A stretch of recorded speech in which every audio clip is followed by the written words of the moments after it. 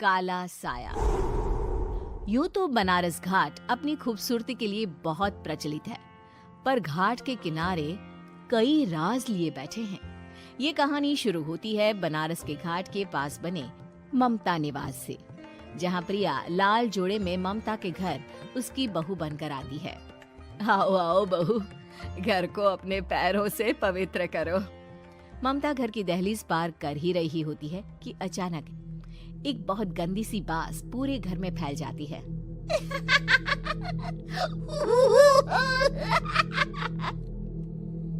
ये बदबू और ये आवाजें, ये कौन हंस रहा है माँ?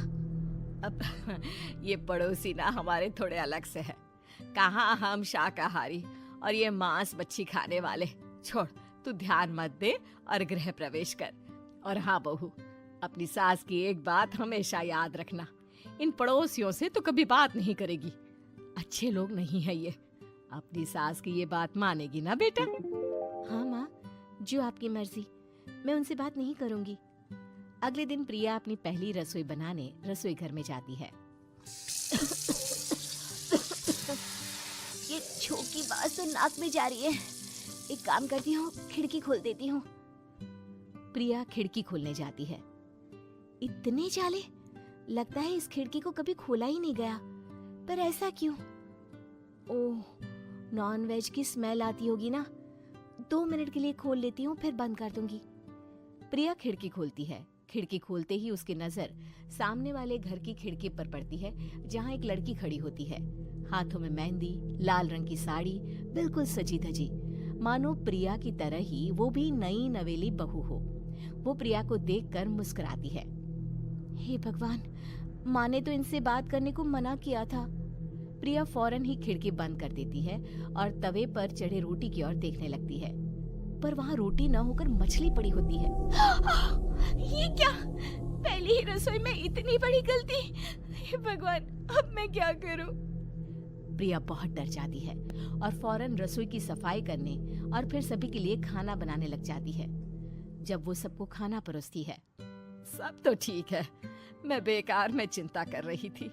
हे भगवान, ऐसे ही बस अपनी कृपा बनाए रखना। रात के वक्त जब सब सो रहे होते हैं, तब प्रिया को पायल की आवाज सुनाई देती है, जिससे उसकी आंख खुल जाती है। ये पायल की आवाज कहाँ से आ रही है? प्रिया उठकर उस आवाज के पीछे छत की सीढ़ियों तक जाती है। तभी उसे बच्चे के रोने की आवाज आती है। प्रिया छत पर जाती है तो क्या देखती है? वही लाल साड़ी वाली लड़की अपनी गोद में एक नवजात बच्चे को घुमा घुमा कर सुला रही है। तभी प्रिया की नजर उसके पेट पर पड़ती है। ओह गॉड, ये तो प्रेग्नेंट भी है। सुनिए, बच्चा सो नहीं रहा है क्या? मैं कुछ मदद करूं? नहीं नहीं, आपके घर वालों को अच्छा नहीं लगेगा, मैं संभाल लूंगी। स्नेहा की गोद से बच्चा हाथ मारकर प्रिया की गोद में आने को छटपटाने लगता है। दोनों घर अगल बगल में बने होने के कारण प्रिया उस बच्चे को गोद में ले लेती है। प्रिया के पास आते ही वो सो जाता है। बच्चे का वो स्पर्श रात भर प्रिया भूल नहीं पाती और अगली सुबह वो छत पर कपड़े सुखा रही होती है। तभी उसे एक औरत इशारा करके बुलाती है। स्नेहा कह रही थी बाबू तुम्हारी गोद में आते ही सो गया। मैं गौरी, स्नेहा की माँ हूँ। बहू, घर आना, बाबू को खिला भी लेना। शाम को जब घर पर कोई नहीं रहता, बच्चे से मिलने के लिए प्रिया छिपकर अपनी पड़ोसन के घर चली जाती है और कुछ देर बच्चे को खिलाकर वापस लौट आती है। इसके कुछ दिन बाद ही प्रिया को पता चलता है कि वो माँ बनने वाली है। ममता की खुशी का ठिकाना नहीं रहता।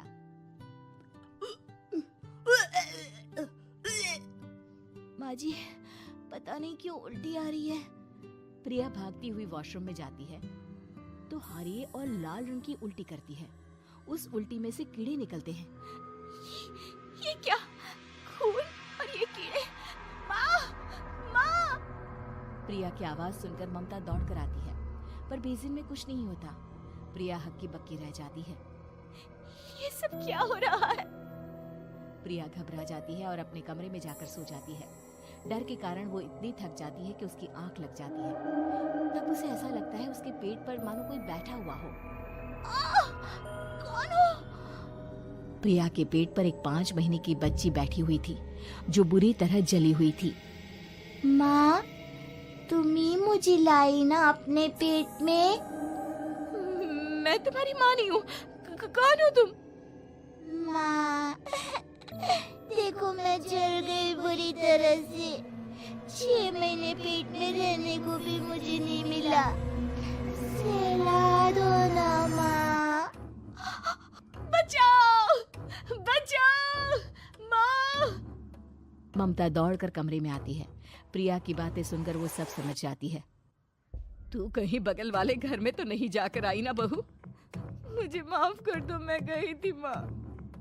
उस घर में सब मरे हुए हैं बहू। कई साल पहले स्नेहा उस घर में बहू बनकर आई थी। कुछ ही दिन में वो एक बच्चे को जन्म देने वाली थी।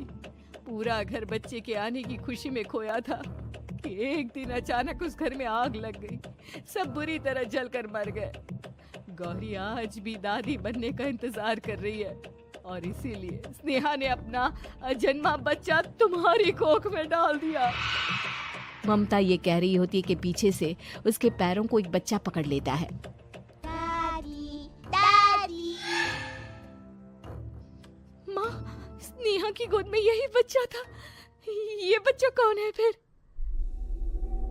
तेरी मौत है। तेरी भी दादी। जिस चीज का ममता को डर था वही हो गया। ममता निवास के ऊपर मौत ने चादर बिछा दी थी। प्रिया का पेट ऐसे बढ़ जाता है मानो 9 महीने का हो।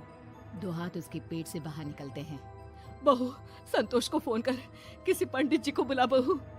प्रिया का पति भागता हुआ घर आता है। ये तो होना ही था माँ।